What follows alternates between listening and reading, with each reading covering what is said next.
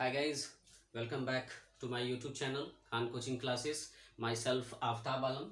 आज मैं आपको पढ़ाने वाला हूँ क्लास 9th का सप्लीमेंट्री रीडर का लेसन सेकंड, जिसका नाम है the adventures of Toto, Toto का साहस, जिसे लिखे हैं रस्किन बांड जी।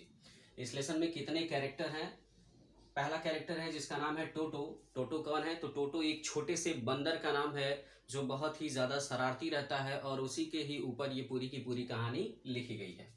नरेटर कौन है? जो कहानी को कह रहा है वही नरेटर है, जिसका नाम रस्किन बांड है। ग्रैंडफादर लेखक के दादाजी हैं, जो एक बूढ़े आदमी हैं। नाना कौन है? तो नाना इस लेसन में एक गधी का नाम है, जो लेखक के दादाजी के द्वारा उनके चिड़ियाघर के एक अस्तबल में उस गधी को रखा गया है। एंड ओल्ड लेडी एक बूढ़ी औरत कौन है? तो बूढ़ी औरत कोई और नहीं है, वह रस्किन बांड के दादी जी हैं। कुछ इंपॉर्टेंट बातें हैं कि वह टोटो जो बंदर है उसको कितने रुपए में खरीदता है और कितना रुपए उस पर टिकट खर्च, मतलब टिकट उसका कितने रुपए का लेता है और अंततः उसे दोबारा कितने रुपए में बेच देता है। लेखक के दादाजी के जो चिड़ियाघर छोटा सा बना होता है उसमें कौन कौन से जानवर रहते हैं? तो टार्टवाइज, रैबिट, कैट और स्क्वेरल, ये सब रहते हैं। और लेखक के दादाजी पेंशन लेने के लिए कहाँ से कहाँ जाते हैं? तो देहरादून से सहारनपुर वो जाते हैं। तो इस लेसन को स्टार्ट करने से पहले मैं चाहूँगा कि आप इस वीडियो को अंत तक देखें, अंत तक बने रहें, ताकि आपको आगे से दोबारा इस वीडियो को देखने की आवश्यकता न पड़े। और यदि आप हमारे चैनल पर नए हैं तो हमारे चैनल को सब्सक्राइब कर लीजिए, लाइक कर लीजिए और बेल आइकन के बटन को दबा लीजिए, ताकि आगे से आने वाले सारे वीडियो आपको उपलब्ध होते रहें। चलिए समय न गवाते हुए हम इस लेसन को स्टार्ट करते हैं। तो कहानी स्टार्ट होती है लेखक के दादाजी से। लेखक के दादाजी पशुओं के बहुत बड़े शौकीन रहते हैं। जब भी वह किसी पशु को देखते हैं और उन्हें कोई पशु अच्छा लग जाता है तो वह उसे खरीद करके अपने घर लेकर के आते हैं। लेकिन लेखक की दादी जी अक्सर कर इस बात से नाराज हो जाती हैं। कोई पशु उनके घर आता है तो अक्सर कर हमेशा नाराज हो जाती हैं। तो एक बार लेखक के दादाजी कहीं गए थे बाजार में, तो बाजार में एक तांगा वाला था। वह तांगा वाला एक बंदर को, एक छोटे से बंदर को नाद से बांध कर रखा था। और लेखक के दादाजी जैसे वहां पहुंचते हैं तो वह बंदर उन्हें बहुत ज़्यादा अच्छा लगता है। क्यों अच्छा लगता है? क्योंकि बंदर की जो आंखें होती हैं वो बहुत ही चमकदार होती हैं। बंदर के जो दांत होते हैं वो बहुत ही मोती की तरह सफ़ेद होते हैं। और यदि बंदर वह हंस दे, मुस्कुरा दे, तो कोई भी स्त्री आसानी से डर जाती। और बंदर के जो हाथ होते हैं वह बहुत ज़्यादा सूखे होते हैं। ऐसा ऐसा लगता है कि मानो वर्षों से उसके हाथों को धूप में रख दिया गया हो, धूप में सुखाने के लिए रख दिया गया हो। और बंदर का जो पूंछ होता है वह उसके हाथ का काम करता है, क्योंकि वह कभी कभी उस अपनी पूंछ से पेड़ों से लटक सकता है और वह भोजनों को आसानी से पकड़ सकता है।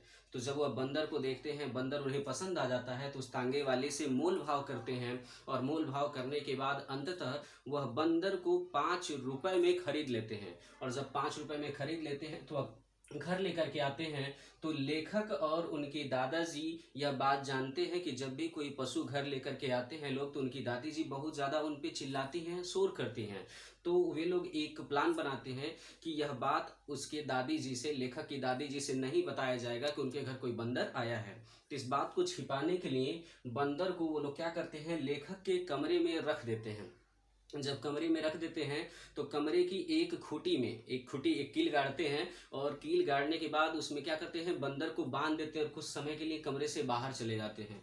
लेकिन जब कुछ समय के बाद वे लोग कमरे में दोबारा आते हैं तो देखते क्या है कि पूरा का पूरा जो कमरा होता है, वह जो जिस कील में उसे बांधा गया होता है दीवार के सहारे से, उस कील को दीवार से उखाड़ करके फेंक दिया गया होता है। और इसके अतिरिक्त दीवार पर जितने पोस्टर लगे होते हैं सारे के सारे पोस्टर फाड़ दिए गए होते हैं। और लेखक का जो ब्लेजर होता है, वह ब्लेजर जो बंदर रहता है वो ब्लेजर को पूरा का पूरा फाड़ देता है। लेखक आता है, थोड़ा सा नाराज होता है, लेकिन जब उसके दादाजी ऐसी हरकतों को देखते हैं तो थोड़े से खुश होते हैं और लेखक से कहते हैं कि यदि हम थोड़ा सा लेट आए होते तो यह बंदर तुम्हारे ब्लेजर का रस्सी भी बना दिया होता।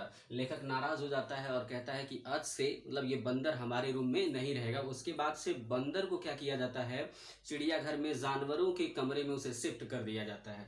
तो जब जानवरों के कमरे में इसे शिफ्ट कर दिया जाता है तो चिड़ियाघर में कौन कौन से जानवर रहते हैं? तो चिड़ियाघर में कछुआ रहता है, एक जोड़ा खरगोश रहता है, बिल्ली रहती है और गिलहरी रहती है। पूरी रात वह जो बंदर होता है इन्हें सोने नहीं देता है, इन्हें मार मार के जगाया रहता है। इस वजह से ये सब बेचारे सो नहीं पाते हैं। अगले दिन लेखक के दादाजी को देहरादून से सहारनपुर जाना था पेंशन लेने के लिए। तो वह डिसाइड करते हैं कि वह बंदर को अपने साथ लेकर के जाएंगे, लेकिन लेखक उनके साथ नहीं जा पाता है।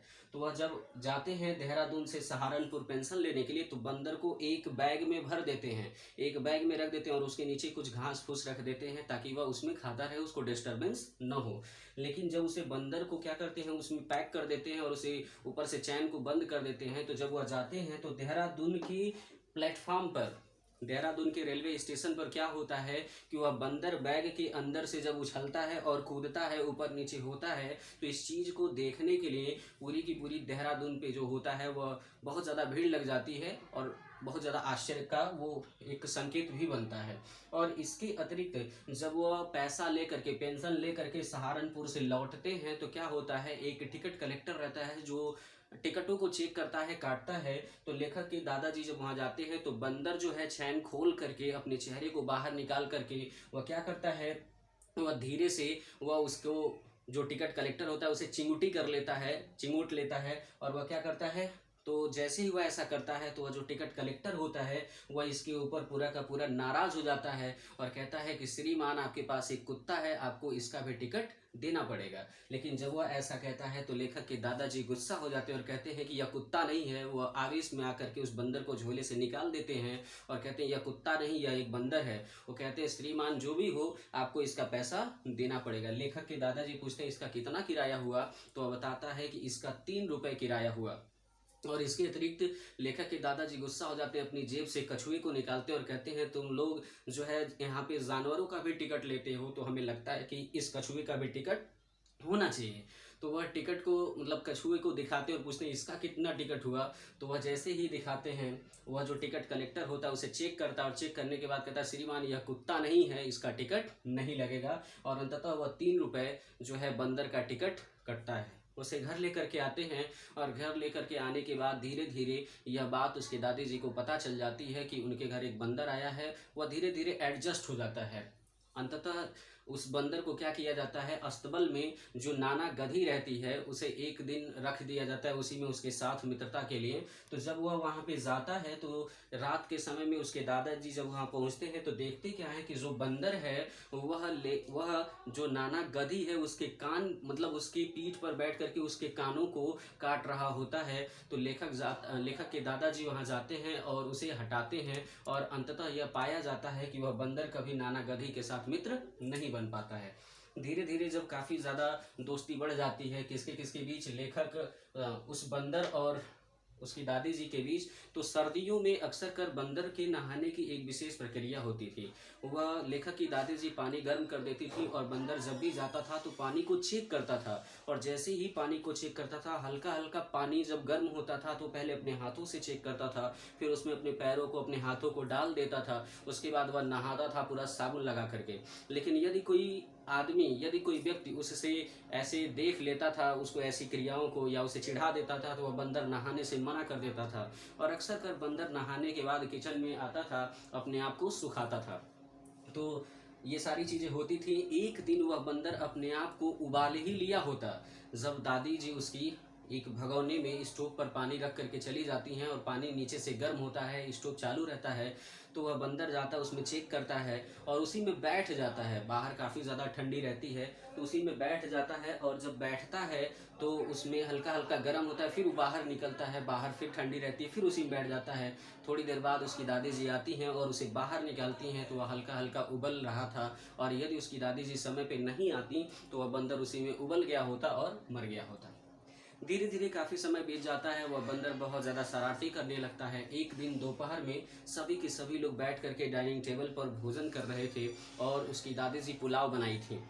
तो जब भोजन कर रहे थे तो वह बंदर क्या कर रहा था, उस पुलाव की बड़ी प्लेट को अपने पास लेकर के खा रहा था। तो लेखक की दादी जी उसकी ओर बढ़ने का प्रयास की तो वह बंदर जो है एक प्लेट चला करके उन्हें मार देता है और वह प्लेट उन्हें लगता नहीं है। उसकी ऐसी स्थिति को देख करके लेखक की जो चाची जी रहती हैं वह उसकी तरफ बढ़ती हैं। जैसे ही वह उसकी तरफ बढ़ती हैं तो गिलास का पानी वह उनके ऊपर फेंक देता है। और जैसे ही लेखक के दादाजी कमरे में प्रवेश करते हैं तो क्या देखते हैं कि वह बंदर उस बर्तन को, पुलाव वाले बर्तन बर्तन को लेकर के जंगले पर चला जाता है और जंगले के बाहर जो कटहल का पेड़ रहता है उस पर कूद जाता है उस बड़े से प्लेट को लेकर के, और वहीं पर 3 पहर तक बैठ करके उस पुलाव को खाता है।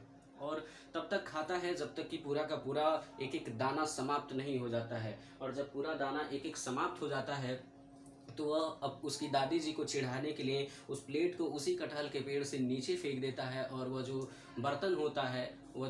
बर्तन होता है उस कटहल के पेड़ से नीचे फेंक देता है, तो बर्तन पूरा का पूरा चूर चूर हो जाता है, टूट जाता है। तो लेखक के दादाजी को यह समझ में आ जाता है कि यह बंदर वास्तव में अच्छा नहीं है, यह इतना चीज़ बर्बाद कर रहा है, हमें अवश्य ही इस बंदर को लौटा देना चाहिए, वापस बेच देना चाहिए। और अगले ही दिन वह जाते हैं उस तांगे वाले को ढूंढते हैं, और ढूंढने के बाद दोबारा उस तांगे वाले से उस बंदर को 3 रुपये में वापस बेच देते हैं। और यहीं पे कहानी समाप्त होती है। मुझे लगता है कि आपको पूरी की पूरी स्टोरी समझ में आ गई होगी। अब आसानी से आप इसका क्वेश्चन आंसर कर सकते हैं। फिर मिलते हैं आपको नेक्स्ट वीडियो में। Till then take care, bye bye.